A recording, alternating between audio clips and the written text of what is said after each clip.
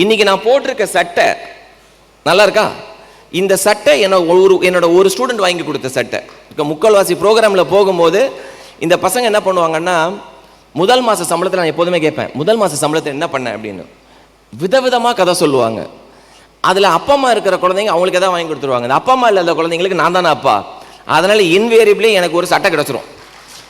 அவங்க சொல்லுவாங்க, சார் நான் வாங்கி கொடுத்த சட்டையை தான் நீங்கள் இந்த ஃபங்க்ஷனுக்கு போட்டுட்டு போகணும். இப்போ போன வாரம் நான் எங்களோட அலுமினை மீட்டில் கேட்குறேன், நீ முதல் மாத சம்பளத்தை என்னடா பண்ண அப்படின்னு. அதில் ஒரு பொண்ணு சொல்கிறா, சார் இப்போல்லாம் ஹோட்டலுக்கு போனால் மெனு கார்டை ரைட் சைடில் நான் பார்க்குறதே கிடையாது அப்படின்னா. எனக்கு புரியல, ரைட் சைடில் என்னம்மா பார்க்குறதே இல்லை அப்படின்னா, விலையை பார்க்குறதே கிடையாது, எனக்கு என்ன வேணுமோ ஆர்டர் பண்ணுறேன். நல்ல ஞாபகம் இருக்குது, எங்கள் அப்பா என்னை கூட்டிகிட்டு போவார் ஹோட்டலுக்கு. கூட்டிகிட்டு போய் எல்லா ஐட்டமும் பார்த்துட்டு, இந்த ஹோட்டலில் இட்லி மாதிரி சூப்பராக எதுவுமே இருக்காது அப்படின்னுவார். ஏன்னா எங்கள் அப்பாவுக்கு இட்லி தான் வாங்கி தர முடியும், அவ்வளோதான் பைசா இருந்துச்சு. இன்றைக்கி எங்கள் அம்மாவுக்கு என்ன வேணுமோ வாங்கி கொடுக்குறேன். நான் கூரை வீடு சார், ஷெட்டு போட்டிருக்கேன்.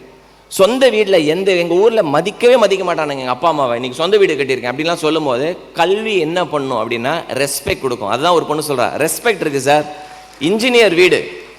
இந்த பொங்கல் 17, 18, 19 எங்களோட ஆனுவல் கான்ஃபரன்ஸ் நடக்குது. அதில் ஒரு பொண்ணு பேச போகிறா. அவள் சொன்ன விஷயம் நேற்று சொல்கிறா என்கிட்ட, எங்கள் ஊருக்கு இன்றைக்கி வரைக்கும் பஸ் வரல.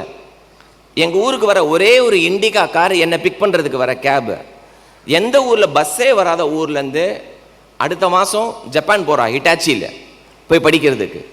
ஒரு பொண்ணு பேர் வேண்டா, ஏன் வச்சு பாருங்க, பொண்ணுக்கு பேர் வேண்டா. நான் கூட நினச்சேன், என்னடா பேர் வச்சுருக்கீங்க, வேண்டான்னு யாராவது பேர் வைப்பாங்களா அப்படின்னு. ஸ்டைலாக இருக்கே போகிற பேர் வேண்டா அப்படின்னு. அப்படி பார்த்தா அவங்க அப்பா சொல்கிறாரு, ஃபஸ்ட்டு பொண்ணுங்க, ரெண்டாவதும் பொண்ணு, மூணாவது பையன் பிறக்கும்னு நினச்சேன், அதுவும் பொண்ணாக பிறந்துருச்சு, அதனால் வேண்டான்னு பேர் வச்சான். பெத்த குழந்தைக்கு வேண்டான்னு பேர் வைப்பீங்களா? எனக்கு அந்த அப்பா தலையில் நறுக்கு நறுக்குன்னு கொட்டணும் போல இருந்தது. அப்போ அந்த குழந்தைய கேட்குறேன், ஏமா உனக்கு ஸ்கூல் படிக்கும் போதெல்லாம் கஷ்டம் இல்லையா? கிண்டல் பண்ணியிருக்காங்க சார், கிண்டல் பண்ணியிருக்காங்க. அவள் இன்ஜினியரிங் முடிச்சுட்டு ஹியூமன் ரிசோர்ஸியான்னு ஒரு கம்பெனியில் டோக்கியோவில் இருக்கா இன்றைக்கி.